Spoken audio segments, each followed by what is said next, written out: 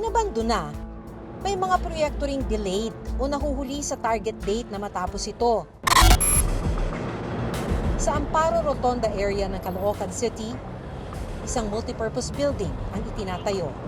Sa Notice of Award na nakuha ng Reporter's Notebook, Metro Manila 3rd District Engineering Office ng Department of Public Works and Highways o DPWH ang proponent ng ginagawang pasilidad na isang covered court.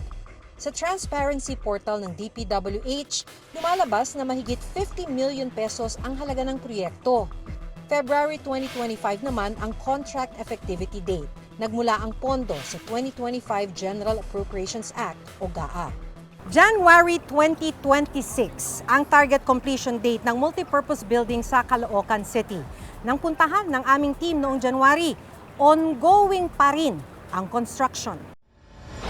Nakipag-ugnayan kami sa DPWH para sa ibang detalye ng proyekto. Yung construction ng Amparo Rotonda Covered Court will provide yung safe venue for sports, community activities, and public gatherings in Caloocan City, while also serving as a temporary evacuation facility during emergencies.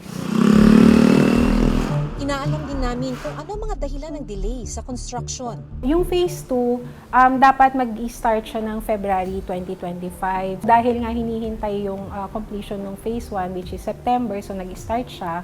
And then, nagkaroon ng other issues tungkol doon sa construction of drainage. Na-hold ulit siya noong November, same year, 2025. And nag-start lang ulit yung phase 2 ng February 2026. Yung sa phase 1 kasi is, nagkaroon talaga ng delay. May konti pa silang hindi nagawa and then naabutan na nga ng medyo tag-ulan na. May mga shortage na rin ng mga manpower, ganyan.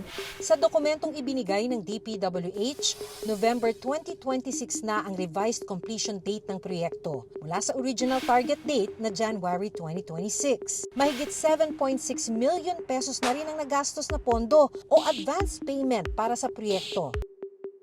Jose Chris Builders ang contractor ng nasabing multipurpose building. Binabantayan po namin araw-araw yung mga project. May mga naka-assign po tayo dyang mga project engineers. Yung mga delay po ay may mga penalties po yan na ibibigay po natin sa kanila.